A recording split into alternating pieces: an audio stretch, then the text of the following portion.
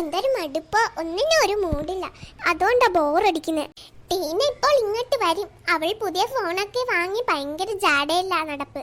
നമുക്ക് അവളെ ഇന്ന് വെറുതെ വിടരുത്, നല്ലൊരു പണി കൊടുക്കണം. എന്തെന്ന് വെച്ചാലേ കുറച്ച് ദിവസത്തിന് മുമ്പ് അവള് നമുക്കിട്ട ഒരു പണി തന്നല്ലേ, തിരിച്ചു കൊടുക്കണ്ടേ? റിവഞ്ച്. അതെ, നല്ലൊരു സ്വീറ്റ് റിവഞ്ച് തന്നെ കൊടുക്കണം. അതിനെന്താ വഴി? എടി, എന്റെ കയ്യിൽ ഒരു ഐഡിയ ഉണ്ടെന്ന്. അവൾക്ക് പൈസയുടെ ഭയങ്കര പൂതിയാണല്ലോ. നമുക്ക് അവളെ കൊണ്ട് സ്റ്റോർ റൂം വൃത്തിയാപ്പിക്കണം. അതിന് എന്റെ കയ്യിൽ നല്ലൊരു അടവുണ്ട്. എടി പാർക്കോട്ടെ, വേഗം പറ അവള് വരുന്ന ഞാൻ കണ്ട്. നമുക്ക് അവളോട് പറയാം, അമ്മ നമുക്ക് 3 പേർക്കും കൂടി ഒരു വലിയ സമ്മാനം തന്നു. അതൊരു സ്വർണ്ണ മോതിരമാണ്. അത് നമ്മൾ തൽക്കാലത്തേക്ക് ആ വലിയ സ്റ്റോർ റൂമിൽ പഴയ പെട്ടിക്കുള്ളിൽ ഒളിപ്പിച്ചു.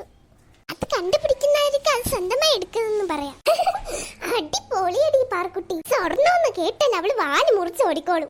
ഹലോ കസിൻസ്, എന്താ എല്ലാവരും കൂടി കുശിപ്പുശിപ്പ്? അല്ല ഐഷു, നിന്റെ അമ്മയും പപ്പയും വിദേശത്ത് നിനക്ക് ഈ മാസത്തെ പോക്കറ്റ് പണിയൊന്നും അയച്ചു തന്നില്ലേ? നീ ഇങ്ങനെ പാവം പോലെ ഇരിക്കുന്ന കണ്ട് ചോദിച്ചതാ. ടീന, എനിക്ക് പൈസ അയക്കാൻ ഇവിടെ പാറക്കുട്ടിയുടെ അമ്മ ഉണ്ടല്ലോ. ടീന, ഞങ്ങൾ എല്ലാവരെയും ഒരേപോലെ നോക്കുന്നത് ആന്റിയാണ്. അതുകൊണ്ട് ഞങ്ങൾ കസിൻസ് ആണെങ്കിലും സ്വന്തം സഹോദരങ്ങളെ പോലെയാ. പിന്നെ ഫോണൊക്കെ കൊള്ളാം കേട്ടോ. അതൊക്കെ പിന്നെ, ഫോണൊക്കെ ഭയങ്കര വിലയാ അവിടെ. ആന്റി എനിക്ക് തരാൻ പറ്റുന്ന ചായയും പലഹാരം എവിടെ? പലഹാരമൊക്കെ അടുക്കളയിലുണ്ട് ടീന. അതിനു മുമ്പ് ഒരു കാര്യം പറയട്ടെ.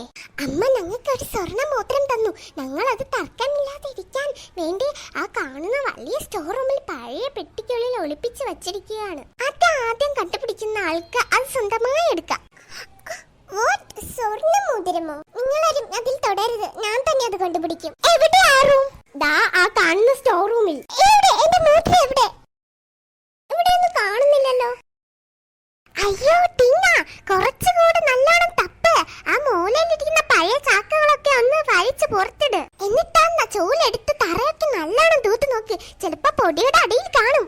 ഓ ശരി, ഞാൻ നോക്കിട്ട് എനിക്ക് എങ്ങനെയെങ്കിലും സ്വർണ്ണം വേണം.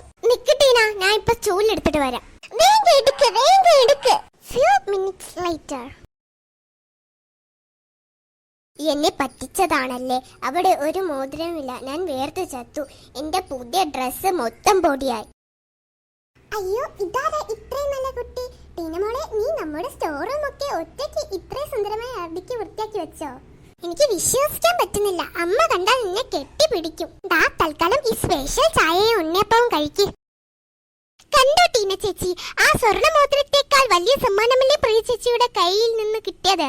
Hi Neeba. Hi Devu. Hi Hasa. കുറെ പേരൊക്കെ വിട്ടുപോയിട്ടുണ്ട് കേട്ടോ.